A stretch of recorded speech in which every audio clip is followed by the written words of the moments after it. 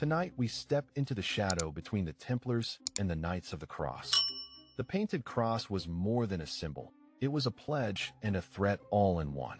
The marks on Crusader banners shifted like whispers.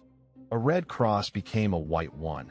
Then a gold seam appeared where law and lore argued. Power hid in plain sight. In the archives of the church and the court, artisans mapped devotion with ink and geography with pound notes. Every stroke mattered, every color a statement. If a cross could be altered, what did that mean about who truly ruled the map?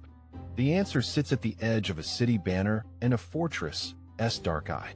Tomar's round castle rises in memory as a fortress of calculation. Its walls echo with the plan to weave empire, sea routes, and faith into one ledger. We trace a Portuguese thread that twists from Catholic piety into politics. The order that redesigned symbols paved routes that birds struggled to follow. Crusaders kept records on parchment, but the real ledger was the eye of the public. People learned to read power not in words, but in color and form. Why repaint the cross? Not to erase, but to claim. To say our interpretation is the true standard, and resistance must bend to the new outline. In Tomar, stone remembers. A round hall becomes a wheel of fortune, spinning plans for exploration, markets, and the mapping of distant shores. The order funded ships that sliced the Atlantic wind, stitched the maps, and carried not just goods, but a narrative of destiny and divine sanction. As ships sailed, so did the symbols shift in courts and churches. A cross altered in the kiln mirrors the empire that rose from clever logistics. This is part one of the tale. The cross, the castle, and the Portuguese thread all reveal a careful choreography of faith and ambition. The story will continue. The air in the Carmo archives tastes of salt and old ink. We trace a thread that begins in a forbidden order, where the cross is repainted not once, but many times.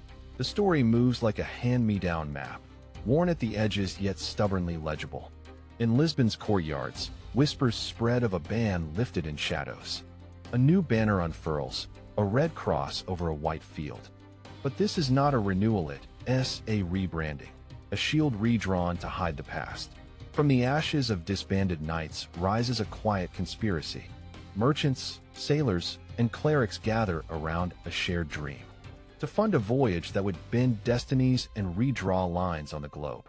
The hidden path leads to Tomar, where a fortress crown rises like a stone moon. A rotunda castle, circular and austere, stands as a daring symbol that power can be sealed inside a perfect ring. Masons lay brick upon brick while tides of fortune align with the navigator's charts. The order's wealth gathers not in vaults alone, but in docks, ships, and the little fortunes of countless back rooms. Crosses are cleaned, restained, and restitched onto banners. The act feels almost ritual, a quiet oath to redirect faith into exploration, to turn crusade into commerce, odysseys into routes. We meet a navigator who speaks in measured breaths about routes that bend toward the unknown.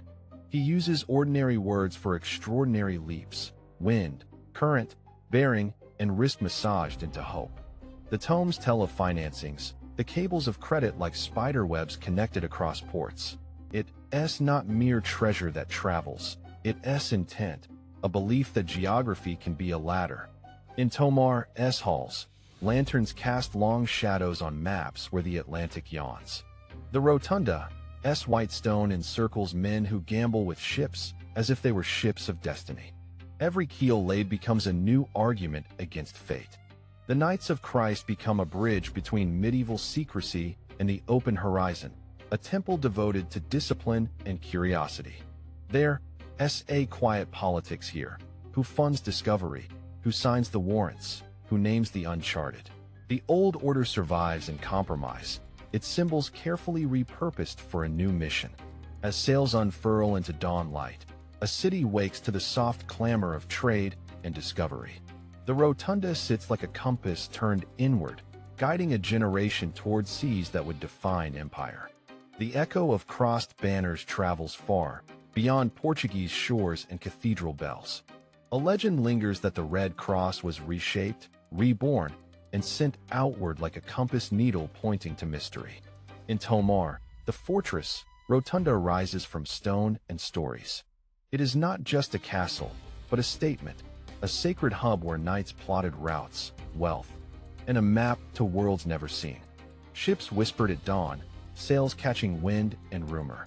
The order funded voyages, then spoke in whispers about horizons, as if the sea kept a ledger of their secrets. Some say their color shifts were for concealment, others that they honored new missions.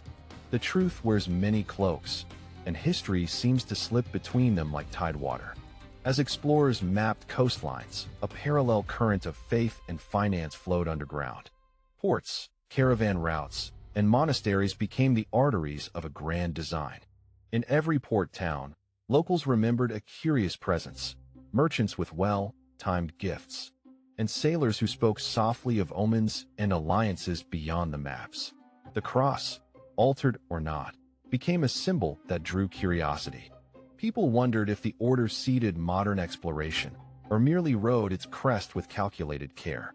Modern myths claim secret lodges and hidden scripts, but the real thread is simpler. Daring networks stitched together risk, money, and belief into a global enterprise. Children learn of the era as a grand adventure. Adults debate motive and method. The stories survive because they touch on danger, faith, and the lure of unknown shores. The Portuguese trace remains vivid, a coastline etched with castles, a capital built on maritime ambition, and a lineage that preserved the order's reach. If you listen closely, you hear distant bells and the creak of rigging. The tale links a clandestine past to the open ocean and to a century's appetite for discovery. In the end, the legend endures not as a single truth, but as a bridge. It connects courage to curiosity, secrecy to spectacle, and a centuries-old oath to the present day. Back in the streets where history wears a cloak, we listen for the soft gears of a plan that refused to stay contained. A circle of merchants and clerics bent over ledgers. Sketch a future where faith funds faraway harbors and law travels with the wind. A shipwright's bench becomes a notebook of destinies. Shavings drift like sea spray as we trace the moment a trade route becomes a lifeline. And a promise to protect a fledgling empire gains currency in gold dust and stamps. In taverns along the coast, voices argue not about glory but about risk management. The currency of belief mingles with the currency of coins, and every wager echoes in the hold beneath the deck where maps breathe in damp air. The rotunda's echo returns in a rumor, a charter signed in secrecy, a circle kept whole by careful consent. The stakes are clarity and control. Who sees the globe? Who names the edges? Who dares to say we? A navigator compiles a new glossary for the seas, bearing, current, leeway, and fate. His handwriting stitches the known coast to the uncharted, turning superstition into technique, awe into instrumentation. We cross the threshold into a hall where calendars hang heavy with deadlines.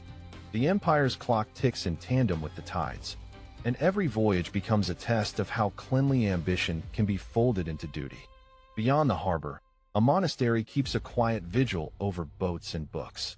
Monks tally the days between departures and returns, shaping a culture where curiosity and obedience move as one stream. A fresh banner is raised at dawn, not to erase the old, but to calibrate it. The Red Cross reappears, but this time framed by routes, inventories, and a promise that exploration can be organized without losing soul or memory. The tale widens like a harbor at flood. We meet families who learn to read the sea as a family ledger, names, debts, favors, until the ocean itself becomes a mutual guarantee of a shared future. As the sun climbs the rigging, the world tilts toward a map that promises coasts and commerce as a shared covenant. The order evolves from secretive guardians of faith to seasoned curators of global contact. In the end, the cross is no longer the sole author of the legend. The rotunda, the ships, the sailors, and the jurists all contribute a line. The story becomes a chorus: faith, finance, courage, and curiosity working together to redraw the boundaries of the known.